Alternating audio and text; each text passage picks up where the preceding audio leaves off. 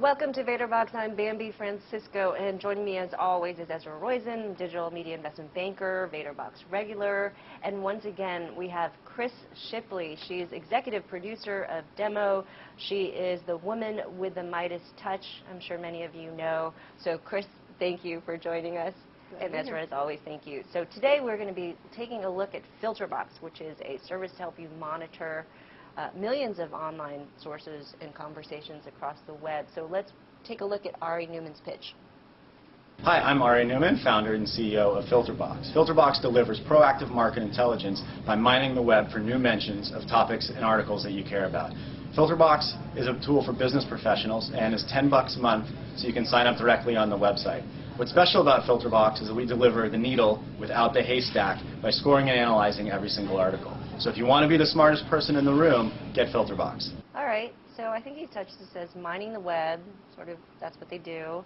They're for business professionals, kind of got that far, so that's effective. I think there's a few things. One, the $10 a month thing is very troubling to me because... Let's talk about the pitch first. Okay, the pitch. Let's go back to the $10 a month thing. I think the plan is great. I think the pitch is fine. I think he does a good job in a very short period of time, sort of saying basically what he does. And I think that he could set it up a little bit more. Yeah. You know, almost all the pitches lack a great setup, which is here's the problem. Right. People are buried in information. They don't have access to what they need. Right. There's too much noise. There's technology needed to laser strike at the stuff they really need to get to, right. and it needs to be timely, it needs to be current. Right. That to me is what you guys say.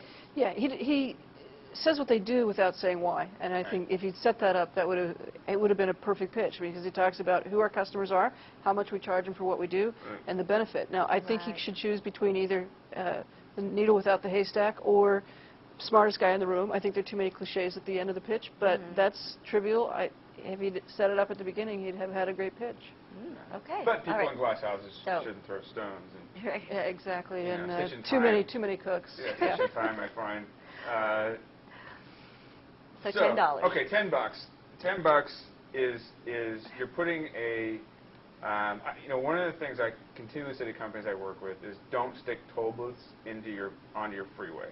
So I mean, if the thing you're trying to do is get people to use this thing, I mean, what Skype did great is figure out a really good premium model where basically they said we're going to provide a full, complete, great service for free to get lots of users using it, and then we're going to basically figure out ways to charge around the core thing. Whereas here what they do is you log in and then you set 5 filters up, and then they basically say now you got to upgrade if you want to get over 5 filters, whatever it is. You got to give me $10. And I just haven't at that point gotten enough of a relationship and got enough utility out of the product to want to do that.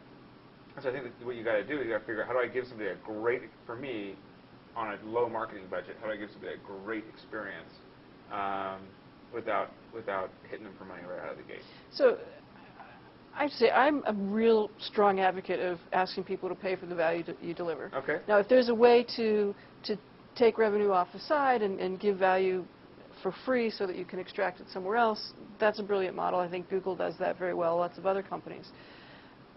I think the question here is where do they place the toll booth? Right. Are 5 filters enough to give somebody a rich experience?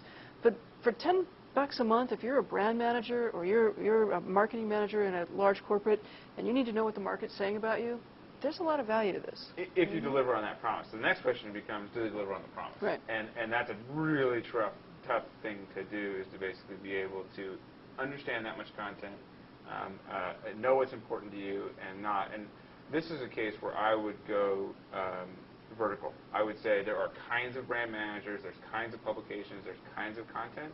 And what I found when I was playing around with it was it just sort of brought everything back. It didn't do enough scalpel. There wasn't enough scalpel to it. Right. To basically get what I needed. And I think in very general searches, absolutely true. You get good information, but it's not necessarily any more timely than going out and finding it yourself, using other kinds of search techniques. So yeah, putting some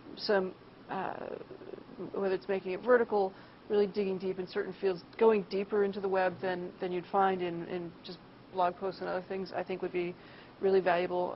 And then putting some tools around that, maybe to your monetization plan, that really lets a brand manager have some control or some participation in the conversation. And I also think there's, so I was just thinking of my examples. I think there's a good idea here. I think the idea that someone will figure out how to do the great agent, the agent we've talked about for 10 years, is going to know how to basically get what you want and give it to you. And I think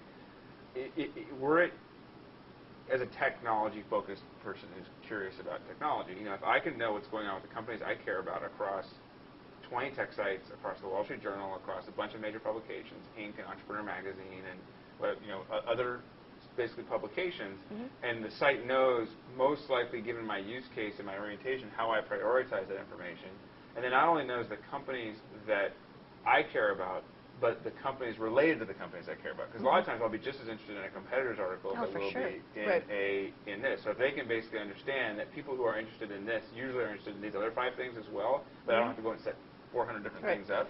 If they can do that, and then serve me that information in a really clean way that's current and instant, then they've got a great product. And then you get back to building relative taxonomies and some pretty interesting technology. I don't know if they have that technology. I know there are a lot of folks who do, and maybe there is a way to go partner with those companies to bring it back. Well, so let's talk about the other companies or the alternatives. I think it's a little better than Google's AdSense, but Google's AdSense is free, and then there's all these other alerts. Google Alerts, sorry, that's free. But there are a number of other companies that sort of help you mine the web and hear what the buzz is across the web and provide you analytics, like BuzzLogic, I believe, does some of that. Maybe it's a little bit on a higher level. There are a couple of companies that are waiting in the wings to put some products into the market. I think they're going to have a lot of competition here. So, either go deep, as you suggest, or go really general and figure out how you become the easy RSS filter to put on every website or something of that sort. But then don't you become Newsgator, I can do a tag search on Newsgator and basically get a lot of that from open media and even from traditional media. So I think that there's an opportunity here, but I think you really got to figure out how you thread that needle, particularly if you're going to charge people right out of the gate. If you're going to charge people, then you're going to have to own one vertical or be really good at one thing. If I would pay, there's not a lot I pay $10 a month for. I was actually thinking about this. What were the number of things I pay $10 a month for? It's a very, very short list. And if I was going to pay that kind of money, it would have to be a phenomenally compelling service. Really, really nicely done. Well, here's the thing. So there's a number of companies. I've spoken with Ari, so, in fact, he has this email. That's why I'm looking at the email he sent me about the different companies he can partner with, LexisNexis, Thomson, Salesforce. So, and here's it. The LexisNexis idea is actually really interesting because as a journalist for 15 years, I remember CNN, when we didn't have the internet, we had to use LexisNexis as our resource. And so what he's thinking about doing is going to LexisNexis and saying, look, we can provide you, we can give you a breadth of products here because we search Twitter and we search the blogosphere.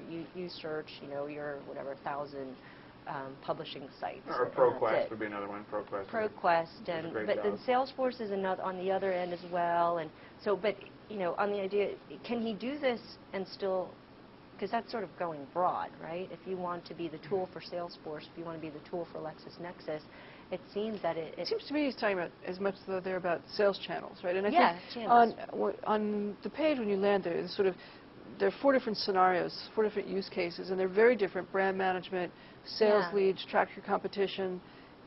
And I think to your point, it's not deep on any of those, right? So here are lots of ways you can use us, and that's great, I suppose, to spark imagination, but on the other hand, it makes it very difficult for them to target, focus, and deliver back the tools for that particular segment. So focus on one.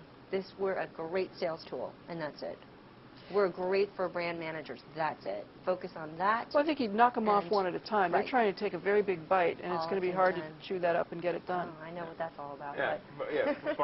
Find categories of users that want certain kinds of information, deliver a fantastic service to them, and then basically add on new categories of users, and there's a business. But I think trying to do very broad right out of the gate is you won't be able to get enough leverage on it to be able to get to a place where the consumer is going to want to pay $10 a month on a consistent basis.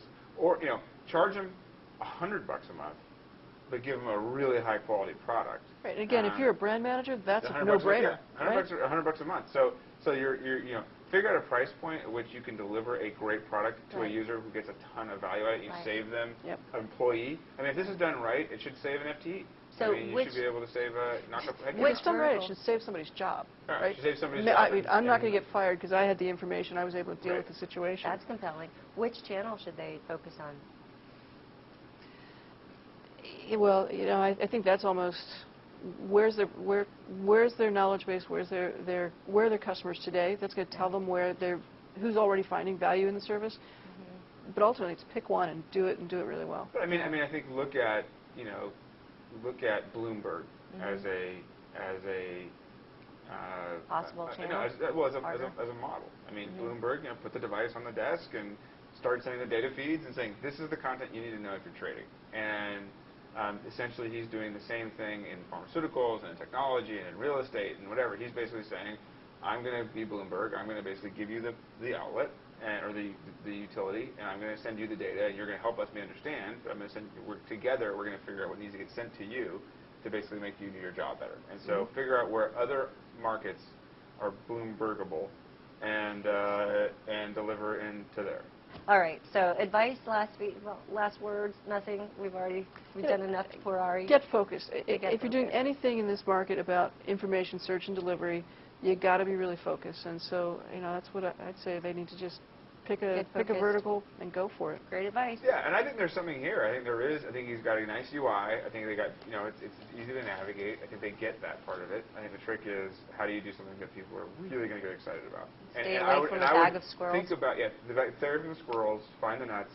I think that I think the bigger issue is, do you go low end or high end?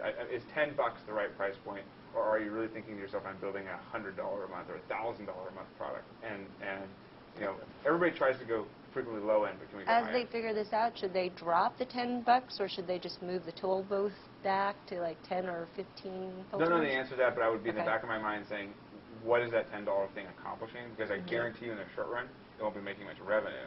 So all you're doing now is limiting the users and setting a toll booth in place that may not be driving a whole lot of Okay, value. Chris, Ezra, thank you so much. Ari and the team at Filtrbox, we hope that was helpful, and we welcome your feedback. You've been watching Vator Box at Bambi Francisco. We'll see you next time on Vator TV.